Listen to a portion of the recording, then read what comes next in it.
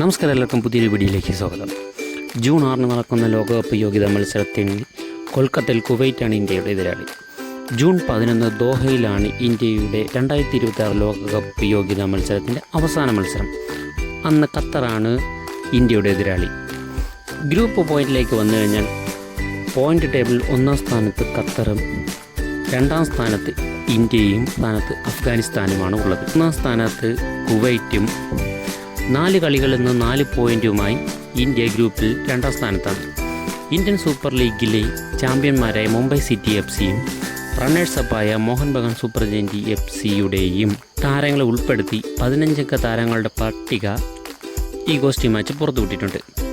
May 10-ാം തീയതി മുതൽ ഒഡീഷയിലെ ഭുവനേശ്വറിൽ ആരംഭിച്ച ക്യാമ്പിൽ മലയാളി താരങ്ങളായ KP Rahul, Kerala Blasters, Vipin Mohan, Jithin MS എന്നിവർക്ക് പുറമെ മോഹൻ ബഗാൻ സൂപ്പർ ജയൻറ്റ് FC-യുടെ സഹൽ അബ്ദുൽ സമദും ഉൾപ്പെട്ടിട്ടുണ്ട്.